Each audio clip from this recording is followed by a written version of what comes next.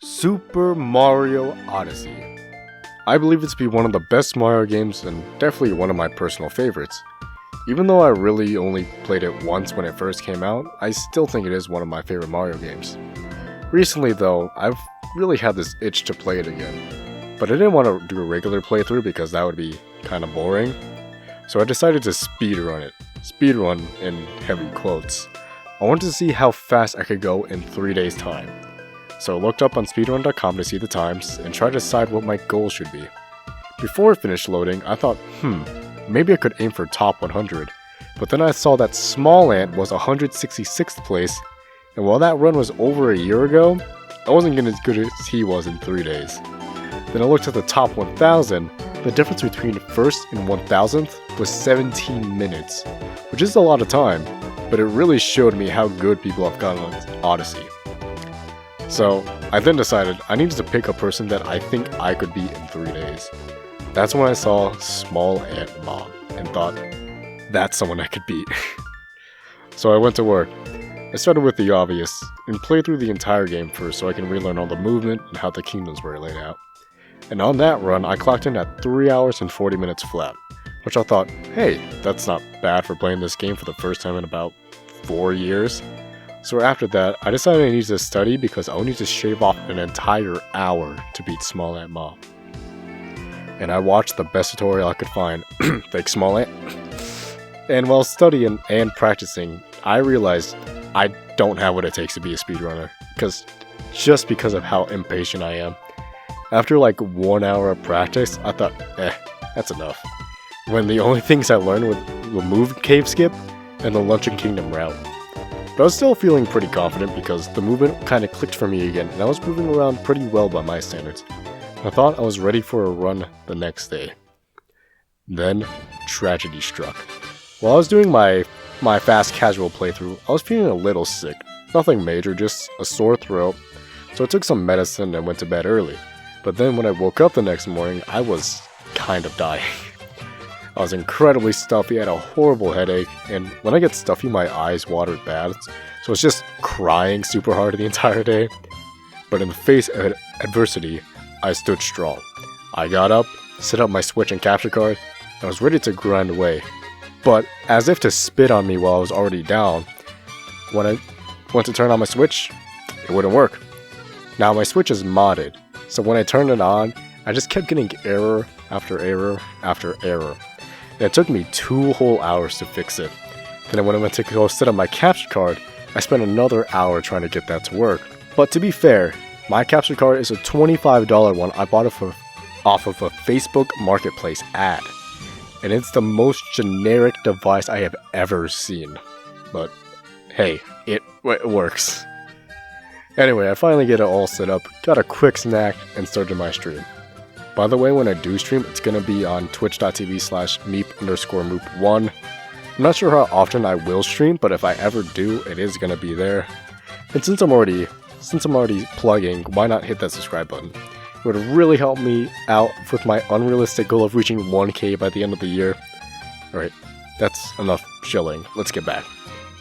So after about 5 minutes of actually talking on stream, I realized just how sick I was. My idea of playing all day to practice was not gonna happen. So my new goal was just to be as fast as possible so I can go to bed. Because I was already struggling, so there was nothing left to do but start. First off, to signify how well this run would go, I forgot when I was supposed to start the timer, so my actual time is like 37 seconds different from what is on screen, so just keep in mind while watching. Anyway, there's nothing really to talk about in Cap. It's a very easy kingdom, except I messed up the quick kill on the boss, which unfortunately is a trend that continues, but nothing I can really do about it. I should also point out that since I've limited myself on time, I decided not to go for any of the routes that use cliffs because I know that would take a while to learn, so just very basic routing for the entire game. And that being said, like Cap Kingdom, there's nothing to know in Cascade.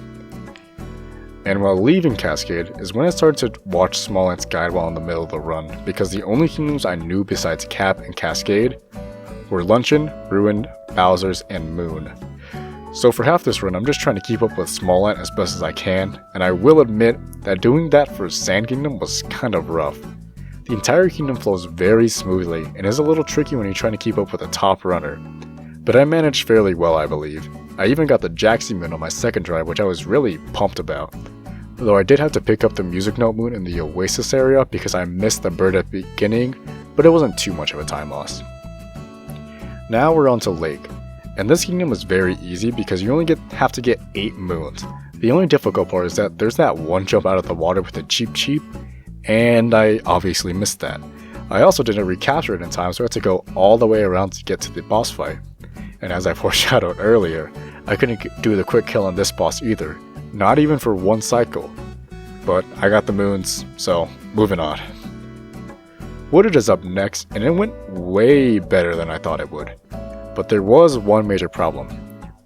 I didn't have enough coins to buy a moon. So as I was running through the kingdom, I had to get as many coins as possible. But I did get the quick kill on the boss this time, so other than the coins, it was very smooth. And not much to talk about Sky, it's just a Bowser fight. Now for Lost, another easy kingdom except for the fact I couldn't land on that one tree properly and I kept messing up my triple jump and dying in the poison. Though once I did get that jump, the rest of the kingdom went smoothly. I still hate that jump though. The next kingdom I was kind of intimidated by.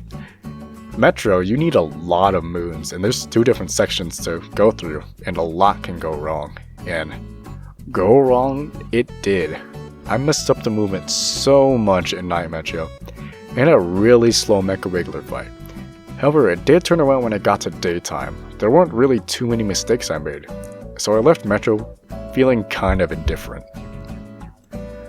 But to ease my stress of Metro, Snow is up next, a nice, shorter, and easier kingdom, and I don't have enough coins to buy a moon again. But it's actually not that big of a deal, I just had to pick up an extra moon in one of the sub-areas. It went pretty smoothly except of course the boss fight, which I still couldn't figure out, but I still got her done. And it's at this point in the run where I was really starting to feel the sickness. It was hard to focus, and I was just super tired. Despite that, I was still feeling pretty good about this run. This is the part of the run where I was pretty comfortable. I know Seaside is an easy kingdom, and I did complete it without much trouble. I did get a little turnaround during the 5th section, but I wasn't worried because the 4 kingdoms left are all ones I feel like I know. At least that's what I thought in my head. When I arrived at Luncheon, I was pretty confident because this was one of the 2 things I practiced for this run. And to be fair to myself, I did remember the route even after watching it only one time, but it was also at this point that my movement was falling apart. I just started making little mistakes that would cost me a bunch of time. Like, I died 3 times in this kingdom, 2 of which I was just trying to get the same exact moon that's not even that hard to get, and I can't even say why I messed up my movement that badly. But I was still kind of happy with it because, I still memorized the route after only watching it once. And up next is Ruined. Yeah, we can skip it. Now to Bowser's, and the actual kingdom part went pretty well. I did die once, and it was a very stupid mistake, but there's not much you can do except keep going. But then, the bane of my existence arrived. The final boss fight of Bowser's Kingdom. Mecha Brutal. Now, if you know Odyssey, this boss fight isn't hard casually, but it can be a little tricky when you're trying to go fast. However, for whatever reason, this was the hardest boss I have ever fought in any video game. Let's do a quick montage. Oh my god, what just happened? It didn't capture the goddamn bird. For the love of God, just hit him. Oh, of course, why would it? Oh my god, what is going on? Why can't I do that? Yep, that took me 6 tries. And if you're looking at the timer, that lost me 20 whole minutes. I am still mad, as you can tell. I am not sure what was going on with me there. On the last attempt, I went full casual mode. I even used the bird to stab them. But I was finally done with Bowser's. I was happy, and I just headed to the moon. I was so relieved to finally be done with that boss fight and to be in Moon Kingdom, because there's like nothing I can mess.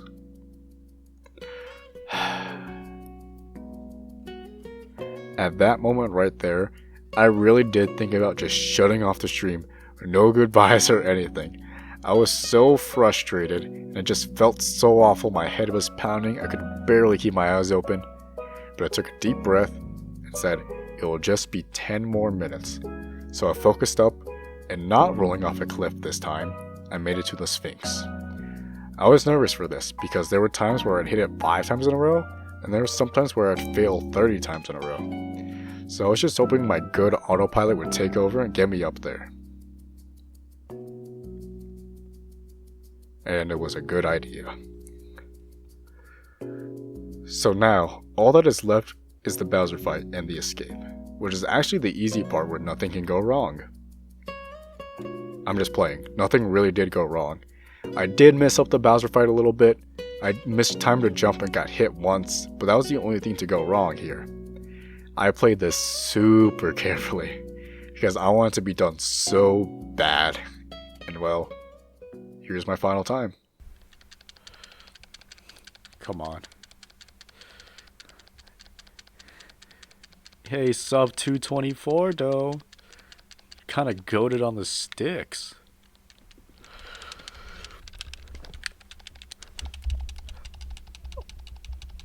Oh, 223.33. Actually, I need to fix that. 224.10. I could have easily gotten sub 2 on this run, but my body and brain gave out halfway through the run.